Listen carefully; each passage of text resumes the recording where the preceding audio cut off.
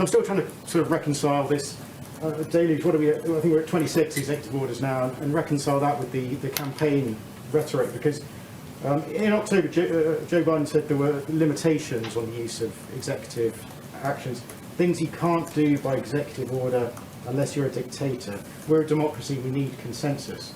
Now, I think you said earlier that some of these executive orders were being used to roll back some of the immoral things that the previous administration had done. If you're calling these things immoral, is that seeking consensus and unity? And then also, I mean, does it suggest that President Biden sees himself as perhaps a benevolent dictator?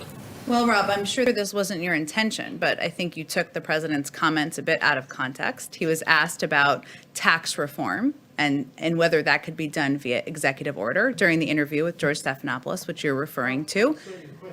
But I think the Well, I think the question is pretty important context for everybody, and he said no. And the president also said during an interview with columnists back in December that he didn't think executive action should be used for everything, and that certainly is his point of view. We are a democracy.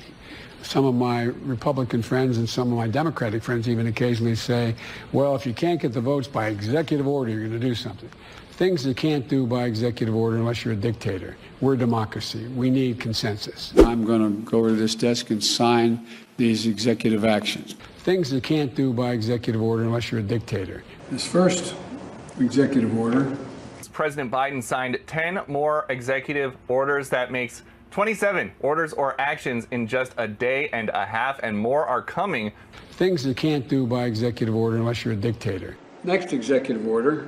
Mr. Biden signed nearly 30 executive orders in his first 3 days in office. President Joe Biden has signed 33 executive actions in his first 6 days of office, one of them revoking the permit needed for construction of the Keystone Pipeline. Things you can't do by executive order unless you're a dictator. This executive order I'm signing